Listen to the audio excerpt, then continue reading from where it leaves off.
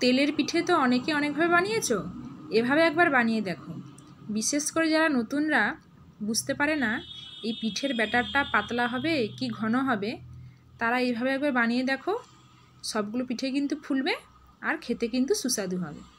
এই পিঠে বানানোর জন্য এখানে আমি নিয়ে নিয়েছি সুজি। সুজিটা বড় দানা হলে একটু ব্লেন্ড করে নিলে ভালো হয়। যে যেরকম পিঠে বানাবে ততটা পরিমাণ সুজিটা নিজেরাই বুঝে নেবে। এরপরে দিয়ে দিচ্ছি নারকেল কোড়া আর কালো জিরে। কালো জিরেটা দিলে কিন্তু এর ফ্লেভারটা ভালো আসে। দিয়ে দিচ্ছি আখের গুড়। তোমরা চাইলে এখানে চিনি কিংবা অন্য গুঁড়ো নিতে পারো। যে যেরকম মিষ্টি খেতে চাও সে সেরকম মিষ্টি বুঝেই মিষ্টিটা নিতে হবে। এই অবস্থায় কিন্তু গ্যাসের আঁচটা একদম স্লো রাখতে হবে। দিয়ে সব কিছু ভালোভাবে মিশিয়ে নেব। আর মিষ্টি জিনিসে কিন্তু লবণ বেশি দিলে ভালো লাগে না, তাই একদম অল্প পরিমাণে লবণ দিয়ে সব কিছু মিশিয়ে নিচ্ছি। এক্ষেত্রে যদি তোমরা পাতলা গুড় ইউজ করো সেক্ষেত্রে জলটা একদম অল্প না দেওয়াই ভালো, সেরকমভাবে দেবে। আর যেহেতু এখানে আমি শুকনো গুড় নিয়েছি তাই এখানে আমি অল্প জল দিয়ে যেরকম রুটির ডো হয় সেরকমভাবেই আটার ডোয়ের মতো করে আমি একটা ডো বানিয়ে নেব।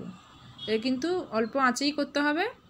আর এটা ঢাকনা দিয়ে একটু অল্প আঁচে ভালোভাবে করছি আমি ঢাকনা দিয়ে দিয়ে। আর অনবরতটা নাড়তে থাকবো যাতে নিচে না লেগে যায়। দিয়ে ভালো করে একটা রুটির ডোয়ের মতো করে নেব যাতে সুজিটা ভালোভাবে সেদ্ধ হয়ে যায়। ভালোভাবে কিন্তু সুজিটাও সেদ্ধ হয়ে গেছে, ডোটাও ভালোভাবে হয়ে গেছে। এরপরে আমি এটা নামিয়ে নেব। আমি একটু ঠান্ডা হতে দেবো। এখনও মনে হচ্ছে একটু নরম নরম, কিন্তু এটা ঠান্ডা হয়ে গেলে একটু শক্ত হয়ে যাবে। দিয়ে এবারে ভালো করে হাতে অল্প তেল লাগিয়ে নেব।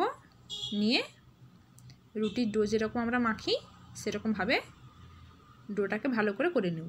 এই ডোটা কিন্তু বেশি শক্ত হলে চলবে না, রুটির থেকেও একটু নরম রাখা ভালো। দিয়ে ভালোভাবে ডোটা মেখে নিতে হবে।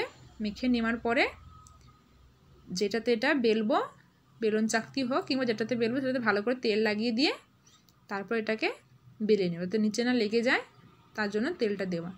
দিয়ে ভালো করে বেলে নিচ্ছি। দেখো এরকম করে বেলে নেব। নেওয়ার পরে আমি নিয়ে নিচ্ছি এখানে। আমি যে যেরকম সাইজের করতে চাও বা যেরকম বাড়িতে থাকবে সেরকমভাবেই কেটে নিতে পারো। আমি এরকম সাইজের করে কেটে নিচ্ছি মাপের। হয় এরকম করে কেটে নিলে একসঙ্গে কিন্তু করে নিলে অনেকগুলো হয়ে যাবে। আর ডোটা কিন্তু পুরোটা নিয়ে নিই, কিছুটা ডোই নিয়েছি, কিছুটা করেই বেলছি। বেলে এরকম করছি। দেখো এটা কিন্তু বেশি মোটাও হয়নি আর বেশি পাতলাও হয়নি।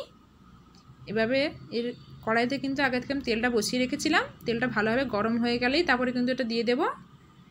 দিয়ে দেবো, সবগুলো কিন্তু ফুলবে। খুব সুন্দর ফুলেছে দেখো এরকমভাবেই।